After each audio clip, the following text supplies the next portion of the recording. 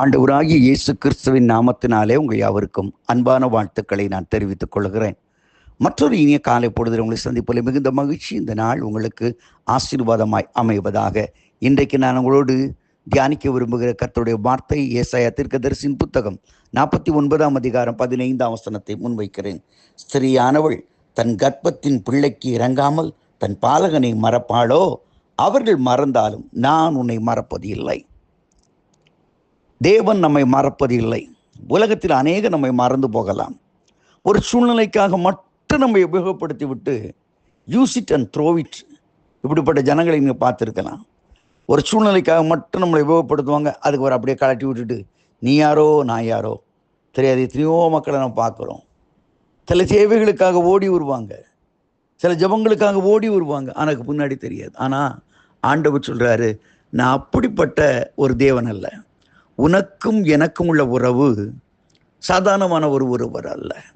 என உறவு, ஒரு ஸ்திரீயான ஒரு பெண் தன் பிள்ளைக்கு மேலே கொண்டிருக்கிற அன்பு, ஒரு தாய் தன் பிள்ளை மேலே கொண்டிருக்கிற அன்பு உடையவனாக நான் இருக்கிறேன் என்று ஆண்டவர் சொல்லுகிறார்.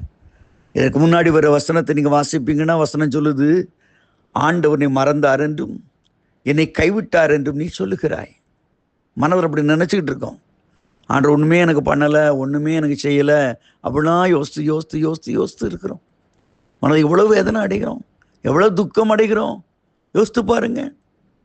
ஆண்டவர் சொல்லுகிறார், நான் எப்படிப்பா உன்னை மறப்பேன், எப்படி மறப்பேன்? ஓசியா 11ஆம் அதிகாரத்தை பாருங்க. எப்ராயிம் என்பவனை ஒரு கோத்திரத்தின் அதிபதியாக கர்த்தர் மாற்றுகிறார். 12 கோத்திரத்தில் ஒரு கோத்திரமாய் மாற்றுகிறார். ஆண்டவராகிய கர்த்தர் யோசேப்பின் குமாரனாகிய எப்ராயிமை கொண்டு வந்து அவனை ஒரு பெரிய குடும்பமாக கோத்திரமாக மாற்றி அவனை ஆசீர்வதிக்கிறார். எல்லா நன்மைகளையும் அவனுக்கு கொடுக்கிறார். ஆனால் அவன் வாழ்க்கையிலே ஆண்டவரை விட்டுவிட்டு, ஆண்டோடைய பிரசனத்தை விட்டுவிட்டு தன்னுடைய சுய போக்கில் அவன் வாழ ஆரம்பிக்கிறான். அந்நிய ஜனங்களோடு கலந்திருக்கிறான், அந்நிய கலாச்சாரங்களை பின்பற்றுகிறான், வாழ்க்கையிலே சீர்கெட்டு போனான். இப்போ பலவிதமான கஷ்டங்கள், தொல்லைகளை அவன் அனுபவிக்கிறான். அவன் சொல்லுகிற காரியம் என்ன? ஓசியா 11ஆம் அதிகாரம் 8, 9 வசனங்களை வாசித்து பாருங்கள். தேவன் என்னை மறந்தார் என்றும் என்னை சொல்லுகிறாய், நான் உன்னை எப்படி மறப்பேன்? எப்ராயிமே, நான் உன்னை எப்படி மறப்பேன் சொல்லிவிட்டு சொல்றாரு, நான் மறப்பதற்கு நான் ஒரு மனிதன் அல்ல, ஐ ஆம் காட். அந்த இடத்துல எலோகிம், உன்னை சிருஷ்டித்த தேவன் என்று ஆண்டவர் சொல்லுகிறார். பத்தவங்களுக்கு தான் அந்த வலி புரியும் சொல்லுவாங்களே, அதே போல ஆண்டவர் உன்னை பெற்றெடுத்தவர். அவருக்கு தாங்க அந்த வேதனை புரியும், அவர் தாங்க அந்த குழப்பங்கள் புரியும். உன் வேதனைகள் எல்லாவற்றையும் ஆண்டவர் அறிந்திருக்கிறார், உன் சஞ்சலங்கள் எல்லாவற்றையும் அறிந்திருக்கிறார். இன்றைக்கு உன்னுடைய வாழ்க்கையில குழப்பத்தோடு இருக்கிறாயா? நீ குழப்பத்தோடு இருப்பது மாத்திரம் உனக்கு மட்டும் வலி என்று நினைக்காதே. உன்னை பெற்றெடுத்த, உன்னை உருவாக்கின ஆண்டவருக்கும் அது வேதனை என்பதை மறந்து விடாதே, மறந்து விடாதே, மறந்து விடாதே. Thank you Lord. நீ ஆண்டவனோடு பேசுகிறார், தேவ பிரசன்னம் உன்னோடு பேசுகிறது. எப்படி உன்னை மறப்பேன், எப்படி உன்னை கைவிடுவேன், உன்னை எப்படி வனாந்தரத்தை போல நான் மாற்றுவேன் என்று ஆண்டவர் சொல்லுகிறார்.